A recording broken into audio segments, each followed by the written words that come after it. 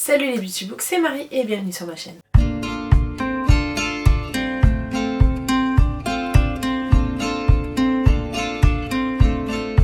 J'espère que vous allez bien, on se retrouve pour le bilan du mois de septembre. Ce mois d'un point de vue un peu perso aura été très compliqué, voilà, on a eu un mois avec très peu de sommeil, beaucoup de transitions, la rentrée, beaucoup de choses un petit peu particulières qui n'ont pas facilité ma vie et qui n'ont pas facilité mes lectures, mais en fait je me suis plutôt bien débrouillée puisque j'ai quand même 9 livres à vous présenter.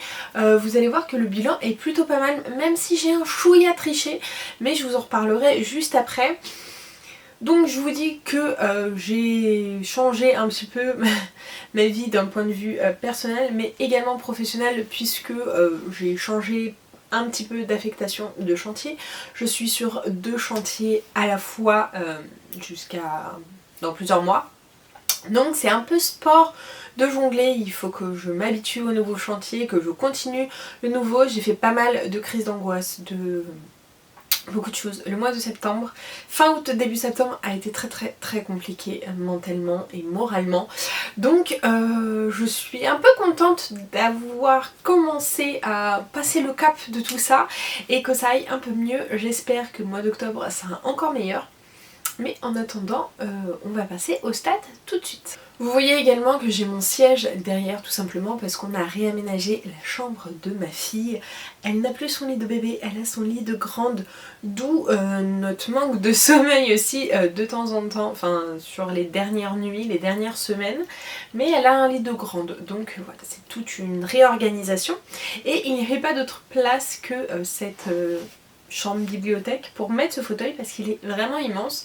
Mais je suis contente de retrouver mon petit fauteuil de lecture qui est un peu plus pour la lecture et plus pour ma fille, pour lui raconter des histoires, pour la bercer, pour lui donner le biberon. Donc voilà. Donc comme je vous le disais, ce mois-ci j'ai lu 9 romans pour un total de 4883 pages. Je suis hyper contente. Comme je vous le disais, j'ai un peu filouté puisque il y en a un des romans, c'est un gros pavé et il fait plus de 700 pages. Je l'ai terminé début octobre, mais j'allais pas dire que j'avais lu 8,666666666 romans. Voilà, j'avais envie de le compter puisque j'avais bien dépassé la moitié à fin septembre et donc je suis plutôt contente. Je pense que si j'avais pas eu ma journée de boulot de mercredi, je l'aurais terminé mercredi, je l'ai terminé jeudi dans la journée, donc voilà, pour moi ça le fait. Donc je l'ai compté comme ça, mais voilà, une petite filouterie de ma part. En tout, j'ai écouté 4 audios, j'ai lu un livre en numérique et donc 4 livres en papier. Donc encore une fois, je suis très contente de ce résultat là. Je suis très contente de pouvoir continuer à pas mal dégommer les audios puisque c'est cette année, c'est vrai que c'est ce que je lis le plus, j'ai l'impression. Je me mets à l'aise puisque on a un tête-à-tête qui va durer pas mal de temps. Mais oui, c'est la majeure partie de mes lectures, la lecture audio, donc je suis contente de m'être rapprochée niveau temps de trajet, mais de continuer à lire des livres audio. Je pense que je vais continuer à me rapprocher, donc peut-être qu'à un moment donné ça va en pâtir, mais pour l'instant 4 c'est plutôt pas mal, même s'il y en a un qui a été hyper rapide, il y avait quand même des beaux pavés aussi. Niveau achat, j'ai été assez raisonnable. Encore une fois, j'ai un petit peu filouté puisque j'avais des précommandes qui sont pas arrivées, qui sont arrivées le 1er octobre. Donc je les ai comptées sur le mois d'octobre et pas sur le mois de septembre. Mais du coup, j'ai acheté 5 romans et j'ai lu 3 livres de ma pile à lire. Il y avait beaucoup de précommandes et je suis très contente d'ailleurs puisque j'ai trouvé Le Serpent et le Descendant de la Nuit en version collector. Voilà, je l'ai pas remis dans ma pile à lire puisque je l'ai déjà lu, mais avec la sortie du tome 2, bah ils ont réédité le tome 1 et je l'ai reçu là il y a quelques jours et je le trouve trop beau. Donc ma version brochée ne va pas tarder à popper sur Vinted. Ce mois de septembre était basé sous la Dark Academia. Vous allez voir que c'est un demi-fake. J'en ai lu, mais pas tant que ça. Je crois que j'en ai lu vraiment un au final. Mais ça a été une très très bonne lecture. Donc dans tous les cas, voilà. Mais c'était sous le signe de la Dark Academia. J'ai pas lu tout ce que j'avais pas dans ma pile à lire. Voilà. Je me suis concentrée sur ma pile à lire et sur ceux qui me tentaient le plus. En plus, j'avais quelques petites lectures communes. J'ai lu également du fantastique, de la fantasy, de la romantaisie, un classique et du thriller. Et donc ma pile à lire a un chouïa baissé puisque je suis passée de 39 livres à 38. Donc voilà, si je continue à baisser un par un ou deux par deux, c'est plutôt pas mal, tant que je reste sous la barre des 40. J'aimerais bien passer sous la barre des 30, mais pour l'instant, je sais pas si d'ici la fin de l'année ça sera faisable. Si je tends plus vers les 35, entre 30 et 35, ça serait plutôt pas mal. Donc on va voir sur le reste. Mais au moins j'ai réussi encore à la baisser, même si c'est de 1. Je suis très contente. Et quand je vois physiquement ma pile à lire qui baisse, ça me met en joie, vous n'imaginez même pas. Niveau achat, j'ai quand même été raisonnable, même si je me suis un petit peu fait avoir. J'aurais pu acheter que 4 romans, je vais vous en parler. J'avais tout d'abord précommandé Le Roi Maudit et la Couronne Sanglante. Je crois que c'est ça, c'est le tome 2 des Couronnes de Nyaxia, voilà, de Carissa Broadbent. C'était sûr et certain que je le commandais. J'avais adoré le tome 1, donc je me suis jetée sur le tome 2. J'ai également précommandé, oui parce que le Roi Maudit, je ne l'ai pas précommandé, mais je suis allée le jour même de sa sortie ou le lendemain en bibliothèque pour pouvoir me le procurer et être sûre que je l'ai en relié. Mais par contre j'avais précommandé Badlands, le tome 3, le tome 4 de Savage Lands. Je vous en reparlerai juste après. Et ensuite j'ai acheté 3 VO. En fait j'ai commandé sur Amazon et comme vous savez toutes les commandes sur internet il faut avoir au moins 35 € d'achat.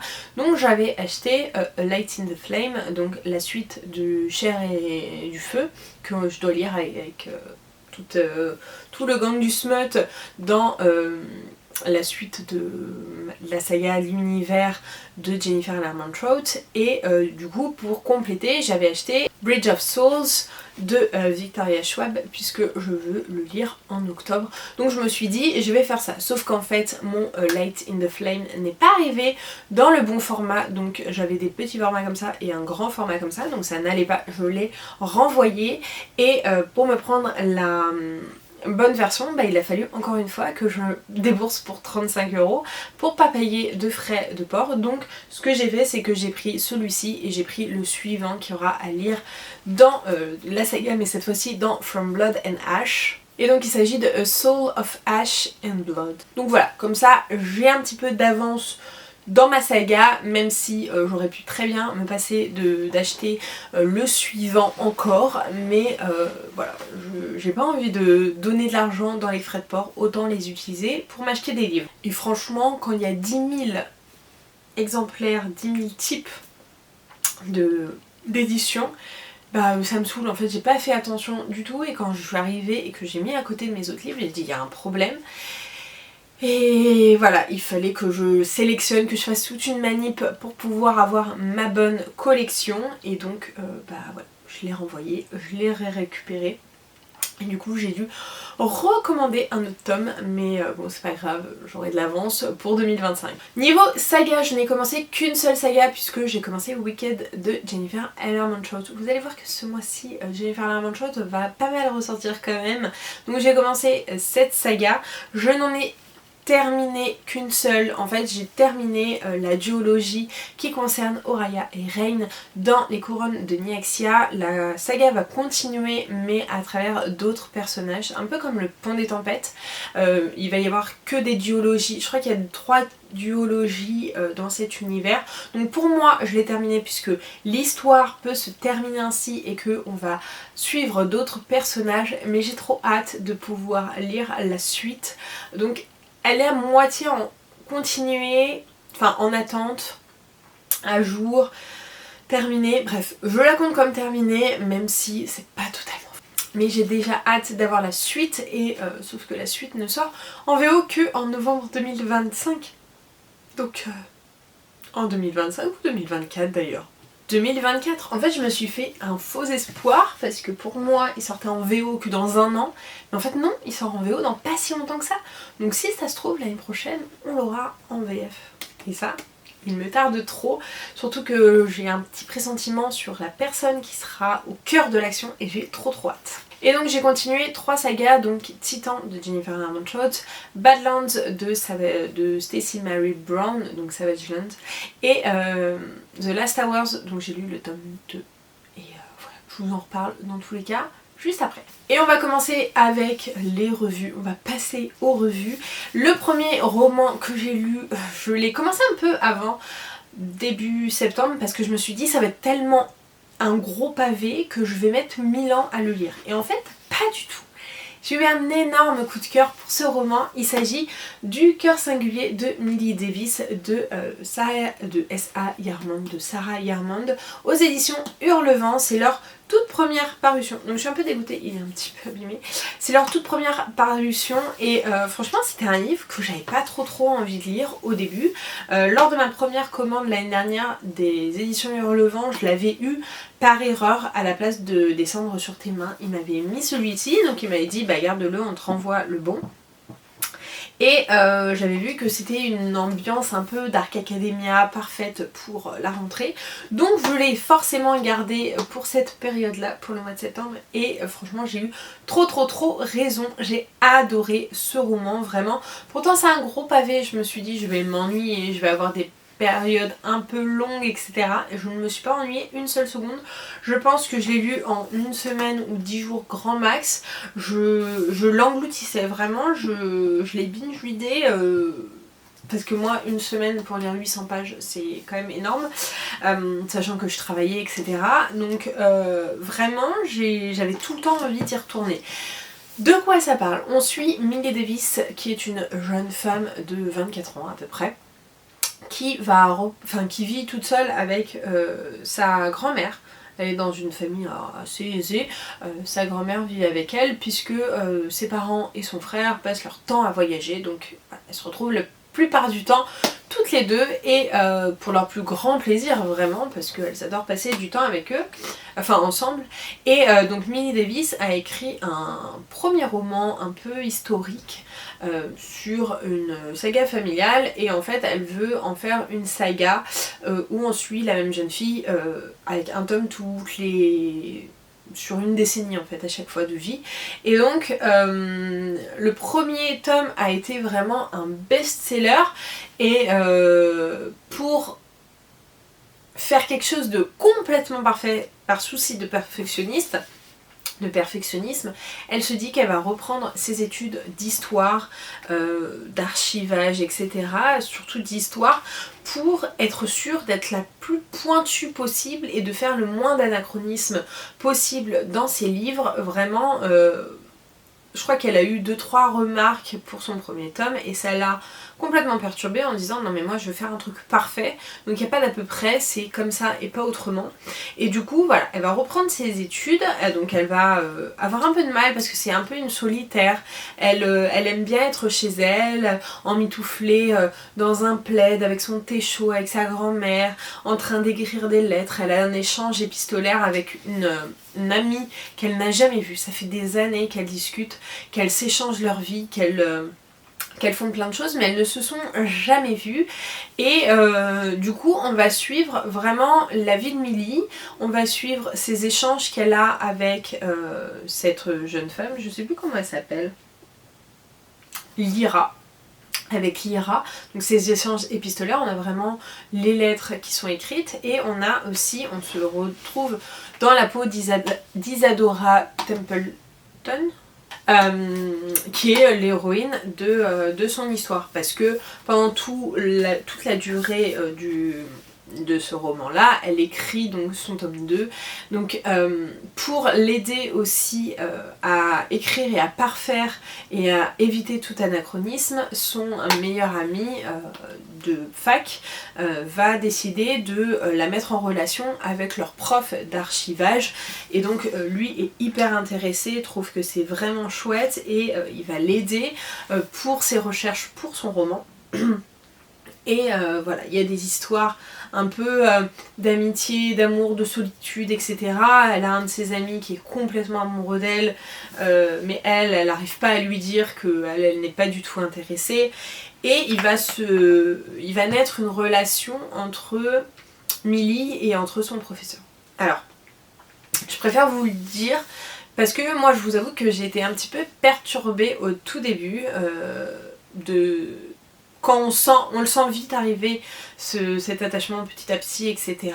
Et moi ça m'a mis mal à l'aise parce que j'avais des flashbacks de Ma sombre Vanessa. J'avais l'impression que le professeur était hyper vieux, qu'il y avait vraiment ce côté un peu malsain et tout. Alors c'est pas du tout le cas. Le professeur a un look très old school, vintage, etc. Mais il a une trentaine d'années. Ils ont une petite dizaine d'années d'écart, mais pas grand chose. Et en fait j'ai mis du temps à me dire non mais en fait il est jeune, c'est ok cette relation, c'est plausible et il n'y a rien de malsain là-dedans.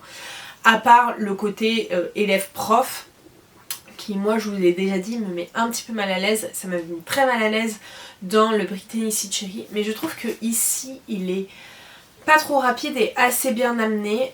Vraiment en fait j'ai tout aimé, c'est-à-dire que si vous suiviez, parce que ça fait très longtemps qu'elle ne fait plus de vidéos, mais si vous suiviez Mrs. Bookie Almond sur YouTube avec ses vidéos très esthétiques, très cosy, très...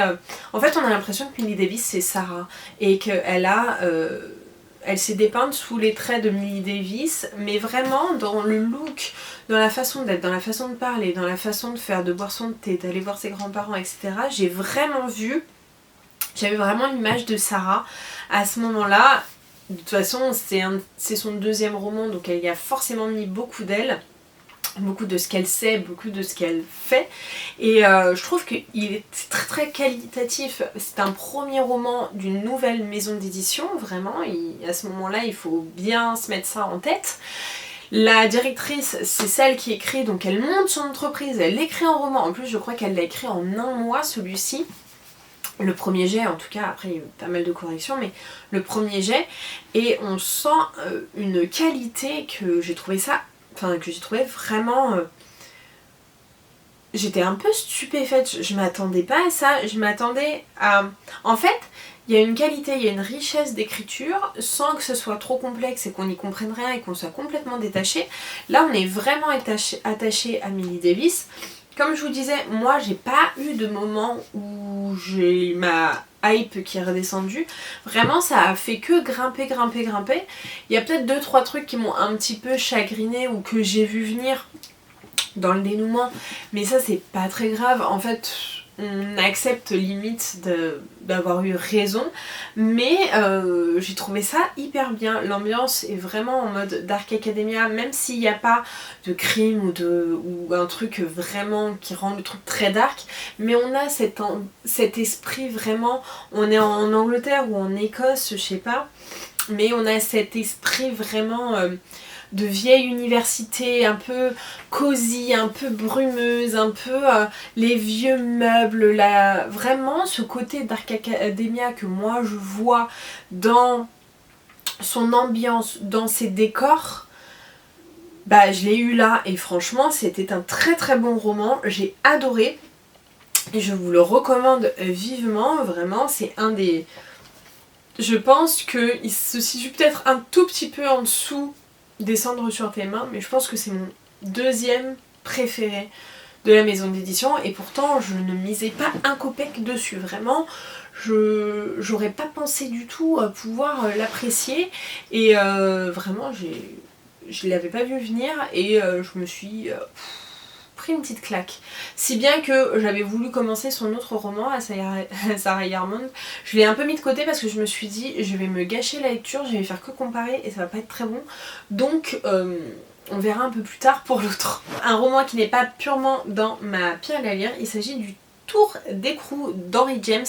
J'avais envie de l'écouter, en plus il était gratuit en audio quand on avait l'abonnement, sauf qu'il expirait début septembre je crois, donc je me suis jetée dessus pour pouvoir le lire et pour pouvoir surtout l'écouter, découvrir et sans avoir à le payer puisqu'en plus il fait moins de 200 pages et ouais il dure 4-5 heures ou un truc comme ça, donc c'était assez rapide.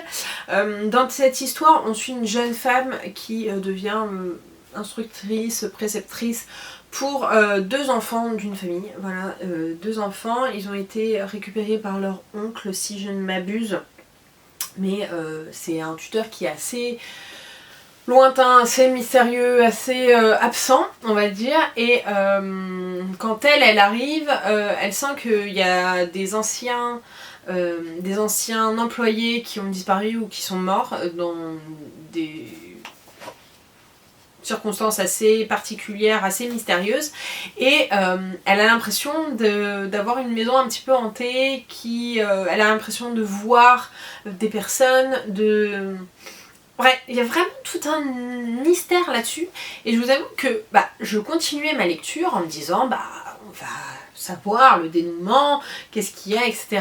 Et on n'a pas vraiment de dénouement et de réponse à nos questions. Donc en fait, ce livre est hyper bien. Alors c'est une plume hyper riche, hyper complexe par moments je trouve. En audio c'est pas toujours très simple, il faut vraiment être concentré pour avoir tous les détails. Mais je trouve que si on lit ce roman, il faut accepter de ne pas avoir de réponse, d'avoir aucune réponse concrète, de laisser cours à notre imagination, c'est-à-dire que en fait on ne sait jamais si c'est dans notre imagination, si on interprète des fantômes, etc.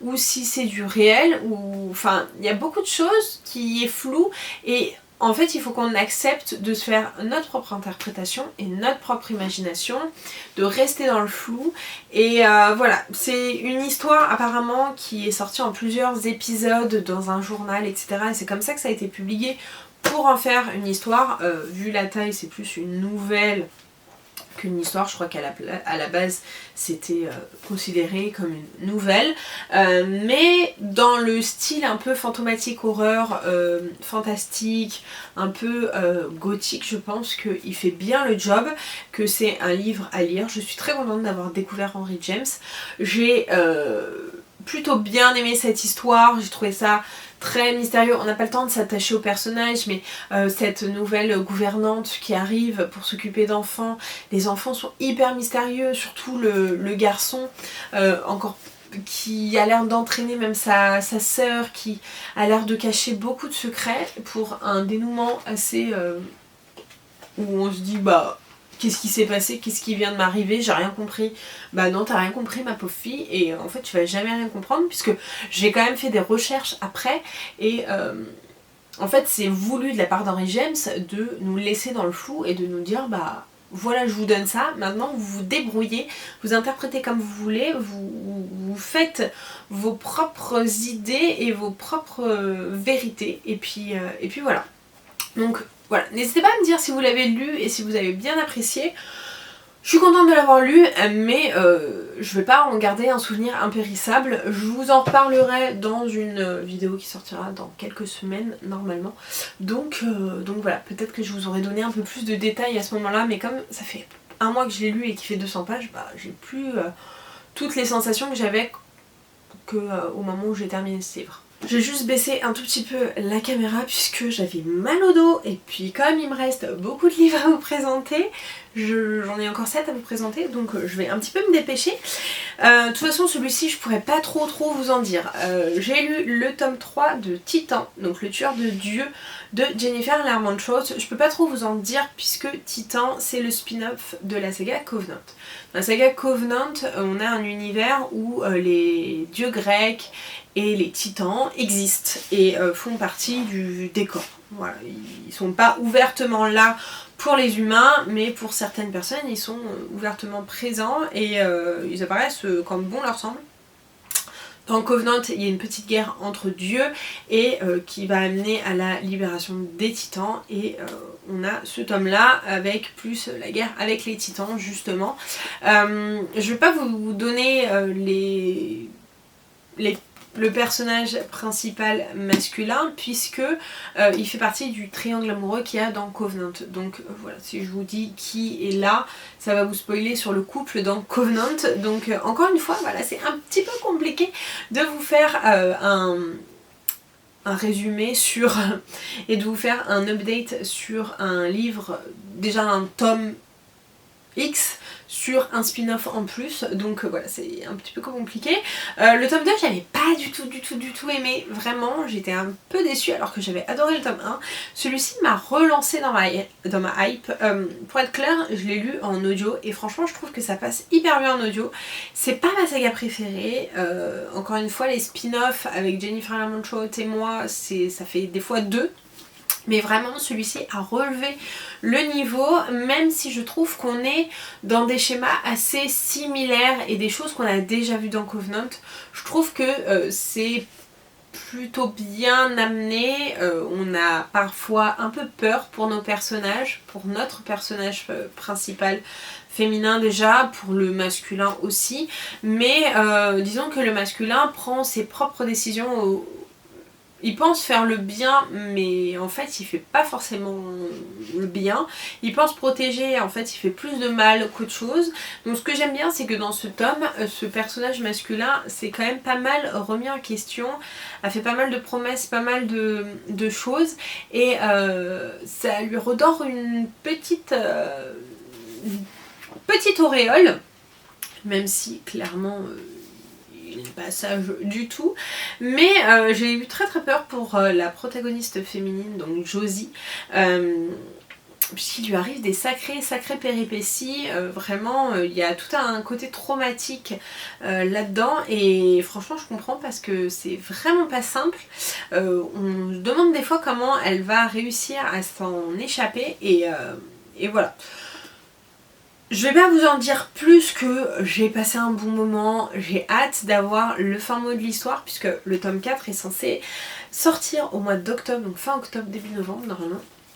Ce qui m'étonne vachement parce que celui-ci est sorti il y a pas si longtemps, mais comme on a déjà couverture etc, je me dis que c'est vrai.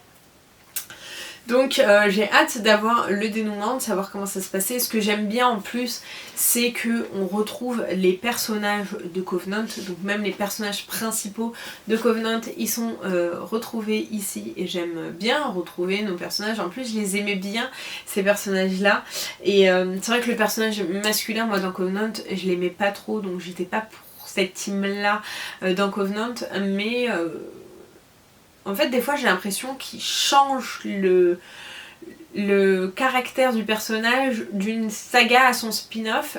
Là, je trouve qu'il est vraiment fidèle à lui-même, et je le trouve un peu plus attendrissant parce qu'il y a cette histoire avec Josie, mais il a ce côté encore un peu arrogant, un peu je suis le meilleur, je vais défoncer tout le monde, et voilà.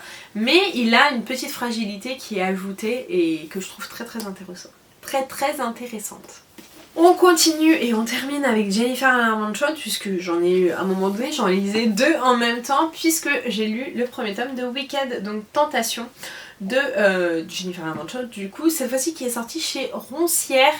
Dans cette histoire, on va suivre Ivy, qui est une jeune humaine, je crois, oui, une humaine, qui travaille pour l'Ordre, et l'Ordre c'est une association d'humains qui sont là pour chasser les faillés, puisque les faillés sont vraiment très méchants, et ils envoûtent un petit peu les humains, et donc eux ils sont missionnés pour les tuer gentiment et discrètement, jusqu'au jour où elle tombe nez à nez avec un faillé qui possède des armes qu'il n'est pas censé posséder, a un physique qu'il n'est pas censé avoir, et elle rencontre, donc elle est vraiment blessée en plus à ce moment-là, et elle va rencontrer Ren, qui va un peu la sauver, qui va la ramener à l'ordre, et Ren va vite lui dire que en fait le faillé qu'elle a vu fait partie des anciens, que soi-disant ils ont tous disparu etc,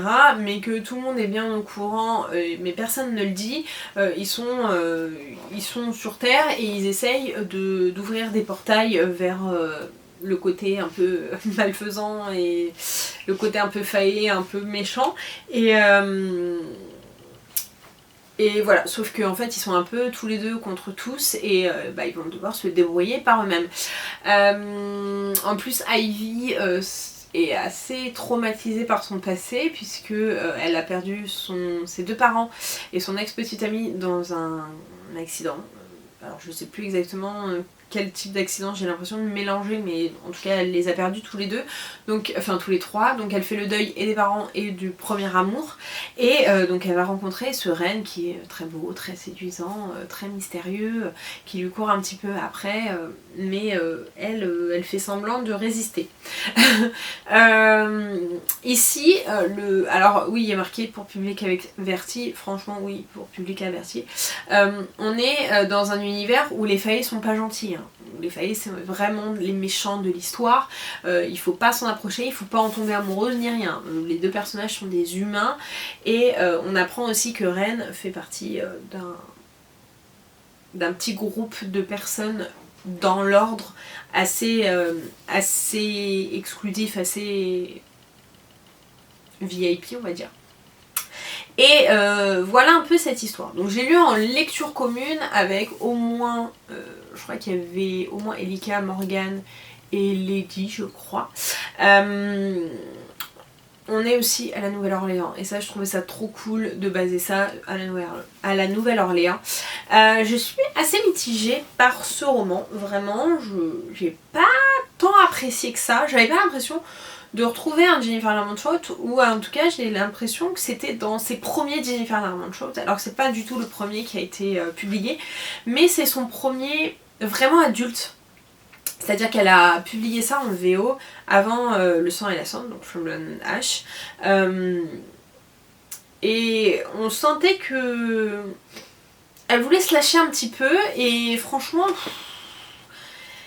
il y avait des moments où je trouvais qu'on pataugeait un peu dans la semoule, que c'était pas très crédible, surtout au niveau de... Alors l'intrigue je l'ai plutôt bien aimée, j'ai plutôt bien aimé comment c'était amené, les événements, les enquêtes, etc. C'est vraiment la relation entre les 2 personnages. J'ai beaucoup aimé Ren, même si... Enfin, il me faisait mourir de rire, même si des fois je le trouvais un petit peu lourdingue, un petit peu... à un moment donné, quand la nana elle dit non, c'est un peu trop là, c'est un peu too much. Donc il y avait des moments où je le trouvais un petit peu trop forceur. Et de l'autre, c'est surtout Ivy qui m'a gonflée parce que elle est censée être en deuil. Et pour moi, elle était trop pump-it-up, allez, genre calme, respire. Si t'as vraiment envie d'y aller, vas-y, mais commence pas à dire je veux y aller mais me force pas quoi. Donc je la trouvais un peu too much vis-à-vis de Ren, et même ses idées dans la tête et tout, je trouvais que c'était un petit peu compliqué. Je sais qu'avec Elika on a eu un peu le même ressenti sur ce livre où vraiment on s'est dit un peu mitigé quand même. L'histoire, la première moitié, l'histoire avance pas spécialement, leur relation avance pas spécialement, il se passe pas grand chose. C'est quand même addictif parce qu'on a la plume de Jennifer Lermont-Scott, donc c'est quand même addictif, mais c'est un peu longuet quand même. À un moment donné il va falloir passer la seconde, la troisième, la quatrième et la cinquième, parce que sinon je replie le livre et je m'en vais. Je pense que ça aurait pas été Jennifer Lermont-Scott, j'aurais abandonné ce livre. Clairement, je l'aurais abandonné, même si je trouve qu'il a beaucoup de potentiel. Il a beaucoup de potentiel parce que comme je disais, l'univers, l'intrigue, le côté c'est des failles, ok, mais c'est pas des gentils failles, on n'est pas sur Recent, on n'est pas sur des gens comme ça, on est sur des méchants, qui, voilà, des très méchants. Et en fait la nana elle pense qu'avec ses parties génitales, donc d'habitude c'est l'homme, on leur reproche ça, là c'était vraiment la nana, et j'ai trouvé ça un petit peu lourdingue des fois, surtout que elle arrêtait pas de dire non mais moi de toute façon je pense que, enfin je ne pense qu'à mon deuil, qu'à mon ex, etc. En plus à cause de moi il est mort, patati patata. Mais d'un côté, franchement, elle aurait pu sauter sur le Ren dès le début. Bon, on n'en aurait pas trop empêché, mais sois cohérente entre tes pensées et tes actions. Et je trouvais qu'il y avait un manque d'incohérence à un moment donné, et vraiment on avait l'impression que Jennifer Armentrout elle s'était dit allez, je passe sur de l'adulte, je me fais plaisir, je vais envoyer le pâté, sauf que voilà, c'était pas très bien fait. D'un côté, heureusement qu'elle s'est essayée sur Wicked pour nous pondre une belle série comme From the Ash. Mais j'avoue que j'étais un petit peu déçue. Voilà, j'aime beaucoup l'univers. Je trouve qu'à la fin, les personnages, leurs relations, etc., ça s'améliore grandement.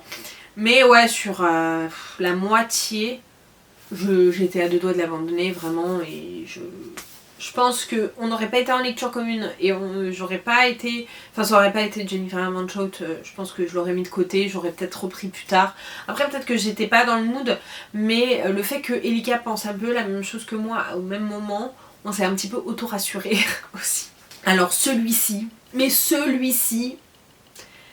j'avais eu une petite vague de creux sur cette saga, et là franchement celui-ci a tout démonté.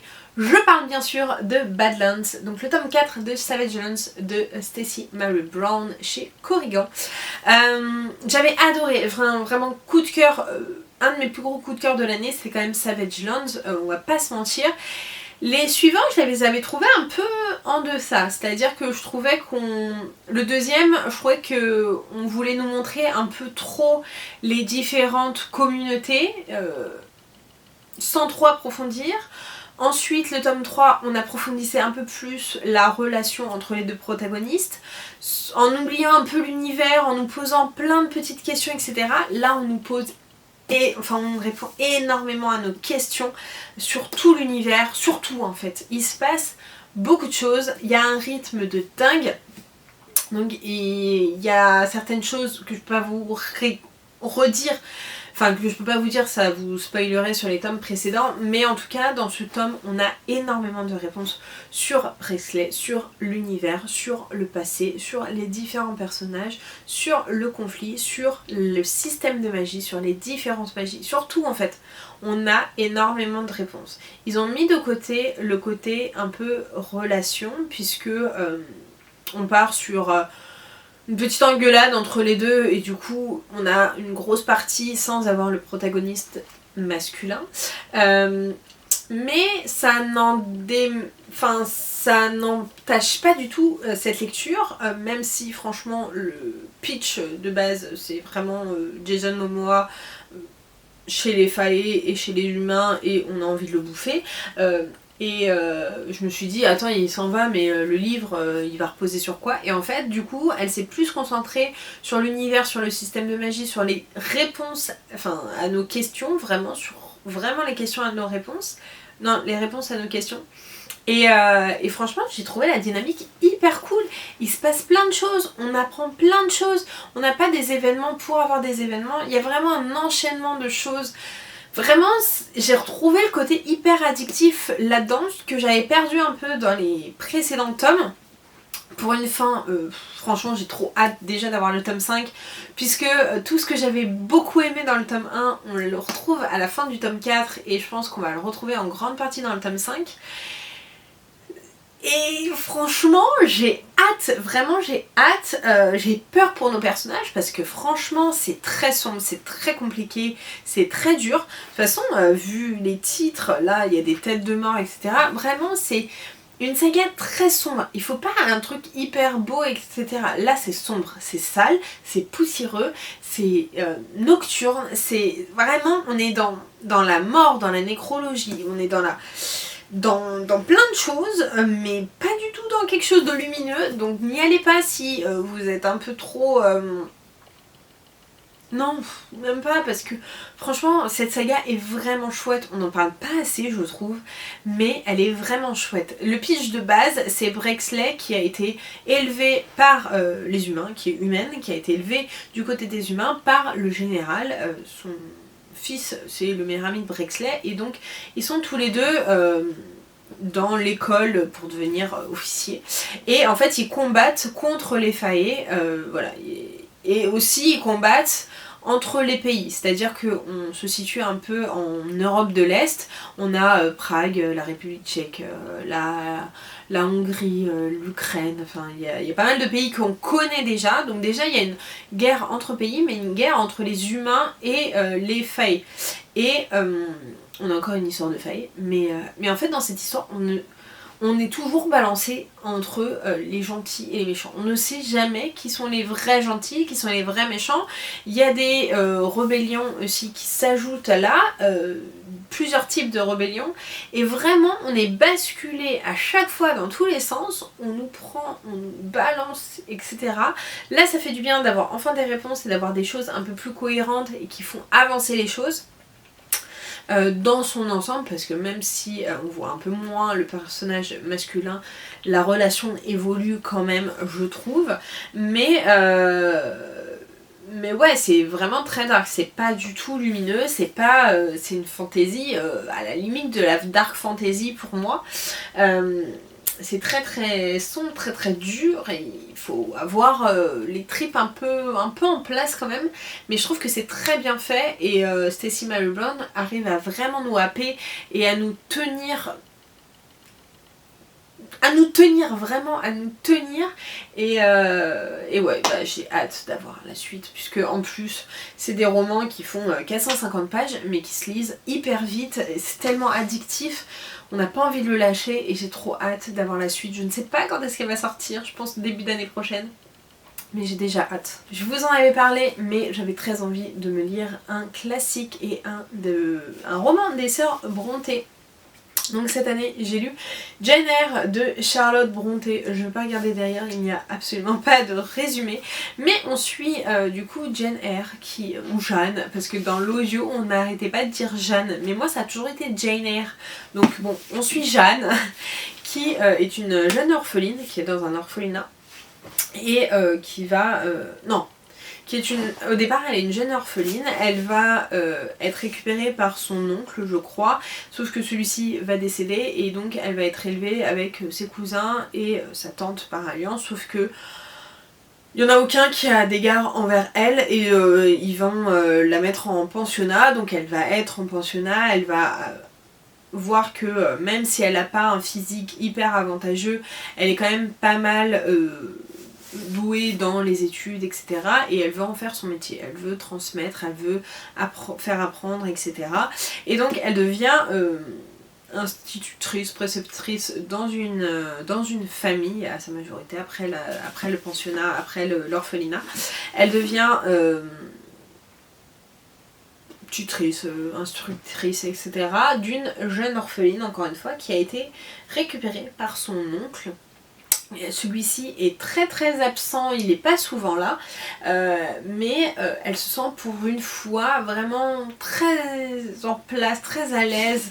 Elle a l'impression d'avoir trouvé enfin sa place, des gens qui l'acceptent, des gens qui l'aiment, puisque toute sa vie elle a connu que des gens qui ne voulaient pas d'elle, qui la détestaient, qui la jugeaient, qui lui attachaient rien, qui vraiment était complètement opaque vis-à-vis d'elle, et là elle a vraiment l'impression d'avoir trouvé sa place, mais il se passe de drôles de choses dans ce manoir, vraiment il se passe de drôles de trucs, et dès qu'elle commence à en parler, on lui dit mais non, t'inquiète, c'est elle, t'inquiète, c'est elle, en désignant une personne, mais elle se dit c'est un peu bizarre quand même. Elle va finir par rencontrer le maître de la maison, elle va tomber sous son charme, et au moment où il va lui demander de l'épouser et ils vont se marier, il y a un terrible secret sur ce manoir qui va être révélé. Mais je vous dis ça, c'est quand même... quasiment la moitié que je vous raconte là, hein. Et pourtant il se passe pas grand chose, ça va être l'élément déclencheur d'un truc, mais en fait le truc c'est que il n'y a pas vraiment de fil conducteur dans cette histoire, mis à part la vie de Jane Eyre. Vraiment on va suivre Jane Eyre de son enfance jusqu'à sa vie adulte, jusqu'à plus tard, jusqu'à ce qu'elle soit très grande et qu'il n'y ait plus d'histoire à raconter derrière. On va avoir quelques fantômes, quelques bruits dans des maisons, des manoirs, etc. Mais j'ai pas particulièrement aimé. Je vous avoue, J'ai vraiment préféré Léo de Hurlevent. Déjà j'ai trouvé que l'écriture était un peu plus accessible. Je me suis un peu plus attachée au personnage, même si on a Heathcliff qui est vraiment horrible. Mais Jane Eyre, je sais pas pourquoi, j'ai eu du mal à m'y attacher. Pourtant, elle est tout le temps en train de se dévaloriser, de dire qu'elle vaut rien, parce elle a pas le sou, elle est pas belle, elle a rien vraiment pour elle à part l'instruction qu'elle peut donner aux autres. Et donc elle est surprise de tout, mais à part ça, je trouve que il se passe pas grand chose en fait. Il s'est pas passé grand chose. On a l'impression d'avoir un enchaînement d'événements d'une vie sans qu'il y ait de vrai schéma narratif, à savoir un début avec une intrigue pour avoir un dénouement et une fin. Là c'est pas vraiment ça. Et on a l'impression de la suivre, vraiment d'avoir une biographie d'une personne réelle qui a existé, qui a pas grande chance dans sa vie. Même quand elle pense avoir de la chance, elle est obligée de plus avoir de chance. Et on fait que lui mettre des bâtons dans les roues, et elle veut qu'une chose, c'est être heureuse. Mais à part ça, j'ai trouvé que c'était un très long livre pour pas grand chose. En tout cas, vraiment, ça n'a pas du tout été mon préféré. Je comprends pas trop la hype autour de ça. Alors, est-ce que c'est ce côté où j'aime pas les classiques qui m'a fait ne pas aimer... Enfin, c'est pas... J'ai pas aimé ce livre. Disons que... je suis contente de l'avoir lu, mais ça va pas rester un souvenir impérissable, comme le Tour d'écrou. Vraiment, c'était sympa, c'était ok. Mais franchement à côté j'ai vraiment préféré Les Hauts de Hurlevent. Les Hauts de Hurlevent, j'ai très envie de voir une adaptation cinématographique. Celui-là, pas spécialement. Je suis très curieuse de voir le côté un peu cinématographique, comment ça peut être mis. Et puis il y avait... Je trouvais que ce côté un peu mystère autour du manoir, autour des planches qui craquent, il y a un moment donné où il y a un feu qui apparaît, etc. Il est trop vite balayé en fait. Il est que sur un tiers du livre. Et il est vite balayé et on passe à autre chose en fait. Et donc j'aurais préféré qu'on y reste et qu'on soit un peu plus... qu'on réduise déjà le nombre de pages, mais qu'on reste sur ce passage du manoir hanté qui tourmente tout le monde. Il y a plein de secrets dans cette histoire, dans ce manoir, et voilà. Mais la partie avant avec l'orphelinat, la partie après, tout ça est très long et je trouve que ça entache. Vraiment ma hype était vraiment sur le moment où elle est dans le manoir avec cette famille, qu'elle a l'impression d'avoir trouvé sa place, qu'il y a les parquets qui craquent, il y a le feu, il y a les lumières, il y a ceci, il y a des bruits, il y a des attaques, patati patata. Cette partie là j'ai adoré. Malheureusement les parties d'avant et d'après j'ai un petit peu moins aimé, mais ça fait partie du jeu aussi hein. Bon, je me dépêche, il me reste 3 livres, je me décale un tout petit peu puisque je vais vous parler de la chaîne de fer de Cassandra Clare. Encore une fois, je vais pas trop vous en parler puisque c'est un tome 2. Je l'ai lu en lecture commune, avec ma copine Sandra, et autant vous dire qu'on a mis 1 mois pour lire ce livre. Ça a vraiment été la lecture commune de la misère. On était jamais en phase avec Sandra, c'est-à-dire que quand elle lisait, moi je pouvais plus lire, quand moi je pouvais lire, elle pouvait pas lire, bref ça a été la catastrophe. Et donc j'espère que pour le tome 3 ça sera pas comme ça, même si ça a pas trop entaché ma lecture. C'est pas mon préféré, j'ai préféré le tome 1, on sent que c'est un deuxième tome, qu'il y a il souffre un petit peu je trouve du tome 2 d'une trilogie, mais il est quand même hyper cool. Dans cette histoire, en fait, on va suivre les enfants de ceux qu'on voit dans les origines, donc les The Mortal Instrument origines. Donc on est début 1900 et il ne s'est rien passé depuis ce qui s'est passé pour leurs parents, et donc les jeunes enfants sont en âge d'être adolescents, jeunes adultes surtout. Et il y a de plus en plus d'attaques de démons qui se font, et en plus en plein jour, et qui s'attaquent aux Shadowhunters. Et donc on a tout un groupe d'amis, de cousins, enfin amis / cousins, frères et sœurs, patati patata, ils ont tous le même âge, ils deviennent tous amis et donc ils forment toute une petite confrérie, j'aime trop ce petit groupe d'amis et ils vont aller à l'enquête pour essayer de réparer et de contrer ce mal, surtout que ça a l'air d'être en lien avec James et Rondale et Lucy et Rondale, puisque James et Lucy sont à moitié Shadowhunter, à moitié sorcier, et enfin 3/4 Shadowhunter et 1/4 sorcier, puisque leur mère est moitié Shadowhunter, moitié sorcière, et donc ils ont tout un côté sorcier où ils ont un lien très particulier avec le royaume des morts, donc les fantômes, et le royaume des démons, le royaume des morts, etc. Et c'est très très important pour cette intrigue là, puisque tout va se jouer autour de ce royaume des morts, autour de ces démons. Donc j'ai trouvé ça, je trouve ça hyper intéressant parce que malgré toutes les sagas qu'elle a fait, Cassandra Clare, je vais arrêter de parler de Jennifer Armentrout, de Cassandra Clare, et ben je trouve que le côté un peu démon, etc. n'avait pas été trop utilisé, et je trouve que là il est bien fait et bien mis en place et bien utilisé. Et j'aime beaucoup les personnages, déjà ça y joue beaucoup. De toute façon Cassandra Clare elle est très forte pour faire les amitiés, pour faire les histoires d'amour, pour voilà, pour construire des personnages qui sont attachants. Et encore une fois là on a un groupe d'amis qui sont attachants, ils se complètent tous, ils ont tous leurs spécificités, leurs défauts et leurs qualités. On a des histoires d'amitié très fortes, on a des histoires d'amour très fortes, on a des histoires d'amour qu'on ne soupçonne pas, des histoires d'amitié qu'on ne soupçonne pas, et franchement c'est ce qui fait la magie de tout, et c'est ce qui fait qu'on aime cet univers et qu'on veut continuer dans cet univers. Les schémas se ressemblent de temps en temps, forcément après 15 ou je sais plus combien de tomes on en est, mais forcément on retrouve toujours les mêmes petits schémas, mais là je trouve que la force c'est vraiment les personnages et l'amitié. Il y a beaucoup de personnages, donc d'avoir les liens des fois avec les uns avec les autres, les parents, patati patata, c'est assez compliqué. Donc n'hésitez pas à trouver un arbre généalogique qui ne spoile pas, c'est très important.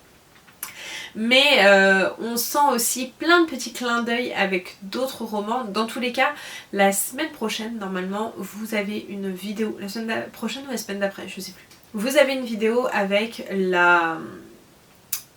l'ordre de lecture des The Mental Instrument, vraiment très très important, puisque en fait il y a des clins d'œil, et là par exemple vous avez des clins d'œil à The Dark Artifices, donc Renaissance, et moi je trouve que c'est très important de lire d'abord Renaissance avant de lire cette saga là, parce que ça pourrait vous spoiler certaines choses et ce serait très très très dommage quand même. Voilà, parce que vraiment l'intrigue principale de Renaissance, on nous instille quelques éléments dans cette saga là, donc si vous n'avez pas lu Renaissance et que vous lisez celui-là avant, bah vous risquez de vous faire spoiler Renaissance, même si ça se passe 100 ans après. Voilà, c'est quand même important, faut vraiment pas lire dans l'ordre chronologique des livres, dans l'ordre chronologique de l'histoire, mais dans l'ordre que je vous aurais donné, ou dans l'ordre de parution dans tous les cas, de Cassandra Clare.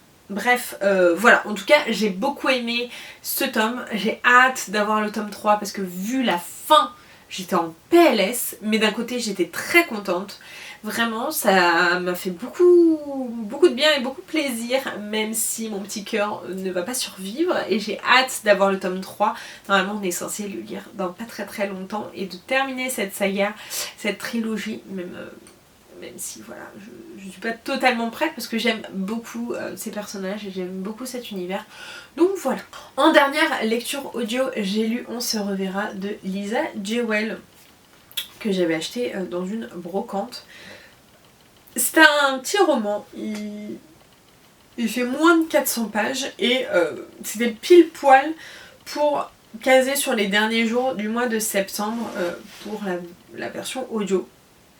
J'aime beaucoup Lisa Jewell, et franchement le premier j'avais adoré, que celui que j'avais lu il y a un mois ou deux, j'avais adoré, et celui-ci j'ai complètement adhéré aussi. On suit une jeune femme qui s'appelle Alice qui se promène sur la plage avec ses chiens et qui va découvrir un jeune homme complètement déboussolé, qui n'a aucun souvenir, il ne sait pas qui il est, enfin oui, sur la plage tout seul, abandonné, coquillage et crustacés. Mais il se souvient pas pourquoi il est là, il se souvient pas de qui il est, de tout ce qui s'est passé.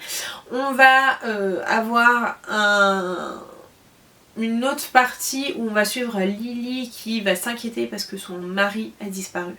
Ils sont mariés depuis pas très longtemps. Elle est ukrainienne, elle s'est installée aux États-Unis pour suivre son mari et un jour il ne revient pas du boulot.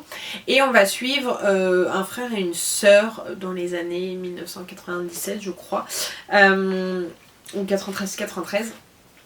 Qui sont en vacances et la jeune femme, je sais plus comment elle s'appelle, la jeune femme va faire la rencontre d'un jeune homme et vivre sa première histoire d'amour de vacances et voilà. Et donc on va voir ces 3 pans de l'histoire qui à un moment vont se recouper et vont faire sens. Mais vraiment la force de Lisa Jewell, je trouve que c'est dans sa manière d'amener les choses et de vous happer jusqu'à la dernière, de la première page à la dernière page. Et encore une fois, ça l'a totalement fait avec moi, même si j'avais vu beaucoup de choses arriver. Je m'étais dit rapidement, ah bah ça c'est ça, patati patata. J'avais pas toutes les informations, mais il y avait certaines choses que j'avais. Mais ça c'est pas grave, je me dis si c'est bien fait, en vrai j'accepte volontiers. Et j'ai terminé ce roman, j'ai dit je veux lire tous les Lisa Jewell, je veux rien savoir, je veux lire tous les Lisa Jewell, puisque j'ai lu 2 romans en 2-3 mois d'elle et j'ai adoré les 2 romans, vraiment. C'est des thrillers qui sont haletants, qui sont addictifs, on a envie de connaître absolument le dénouement, on est pris au trip, on s'attache aux personnages, on n'a pas envie qu'il leur arrive des malheurs. Il y a un côté un peu contemporain en même temps aussi, où bah, ils vont vivre des choses, c'est-à-dire que Alice et le jeune homme vont commencer à s'attacher l'un avec l'autre. Elle veut pas trop que... Elle a peur qu'il retrouve la mémoire, qu'ils lui disent que en fait il a une femme et des enfants qui l'attendent. Voilà, il y a ce côté-là. Et vraiment on a l'enquête. Alors pour moi c'est pas un thriller ou un policier lambda ni rien, puisque les forces de l'ordre font rarement partie du décor, ou alors il y en a 1 ou 2 mais c'est tout, et ils sont en second voire 3e plan, mais là c'est vraiment des personnages lambda comme vous et moi qui enquêtent et franchement j'adore ce côté là. On n'est pas sur du true crime, enfin sur du cozy crime ni rien parce que c'est pas du tout cozy. Celui-ci m'a vraiment pris au trip. Il y avait, dans le dénouement j'étais là, non c'est pas possible, j'avais envie de pleurer à un moment parce que je me suis dit que c'était injuste et que j'avais envie de tout casser, mais bah ouais, elle a réussi à me happer, à me hyper, à me prendre aux tripes, à me faire... Vraiment j'avais pas envie de quitter cet audio à chaque fois, j'avais envie d'y retourner encore et encore et encore, et vraiment on a un vrai suspense, on a des choses qui se mettent petit à petit, qui sont bien mises au bon moment. Elle nous fait douter par moments, on se dit mais c'est pas possible, il s'est passé forcément ça, il s'est passé... Enfin on se fait des théories qu'elle nous démonte au bout d'un moment, même s'il y a des choses qui sont flagrantes, elle va nous piéger sur d'autres choses, elle va nous donner de l'espoir et nous les anéantir juste après.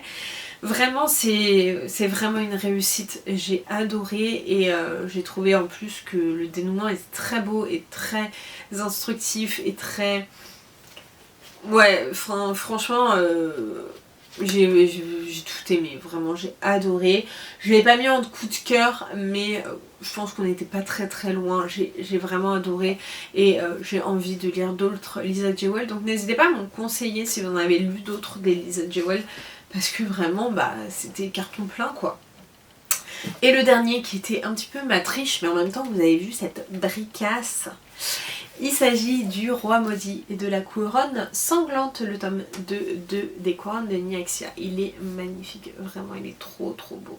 Je l'aime trop. Je suis trop contente de l'avoir trouvé en relié et franchement, je pense que si j'avais pas été aussi fatiguée je l'aurais lu en 2 jours. En 2-3 jours, je l'aurais terminé, je pense. Mais en fait le soir quand je le lisais, je m'endormais sur mon e-book et pourtant j'avais pas envie de le lâcher, mais je m'endormais dessus. Dans le premier tome, on suit Oraya qui est une jeune humaine et qui a été élevée par le roi, oui et non, mais par le roi des vampires. Faut savoir qu'il y a 2 types de vampires dans cet univers, enfin même plusieurs, mais 2 types de vampires, les Yaj et les Rishan. Les Yaj, ils ont un aspect d'aile un peu en chauve-souris, donc sans plumes mais très cuir, un peu piquante, etc. Et les Rishan, eux par contre, ils ont des ailes un peu plus angéliques, avec des plumes, etc. Et donc c'est la guerre monumentale entre les deux. Et donc elle est humaine et elle traque un peu les vampires qui s'attaquent aussi aux humains. Et donc elle est assez forte dans l'art du combat. Et elle va participer au Kejari. Le Kejari c'est une épreuve qui a lieu tous les... je sais plus combien de lunes, mais en tout cas on est sur un univers où les lunes, les phases de lune, elles sont quand même très importantes. Et... le Kejari c'est un Hunger Games en vrai. Le gagnant du Kejari pourra demander une faveur à la déesse Nyaxia. Et donc elle veut gagner pour pouvoir avoir la faveur qu'elle souhaite et être un peu plus comme son père adoptif, le vampire. Et sauf que voilà, dans ce premier tome, on est vraiment dans un mélange entre Hunger Games et From Blood and Ash, puisque c'est la seule humaine qui participe au Kejari, elle veut absolument gagner, donc elle va voir des choses horribles, tout le monde va vouloir l'attaquer, puisqu'elle est humaine, donc une proie hyper facile, et elle va devoir s'allier à Rain, et Rain... on apprend rapidement que c'est un peu l'ennemi, voilà, c'est un Rishan lui, et elle n'est pas trop censée pactiser avec lui. On est sur une romantaisie, donc on se rend compte qu'il va y avoir un petit enemies to lovers, et on finit avec une fin de tome horrible. C'est-à-dire que moi j'ai lu en janvier, et là je viens de finir celui-ci, et du coup j'ai repris celui-ci fin septembre.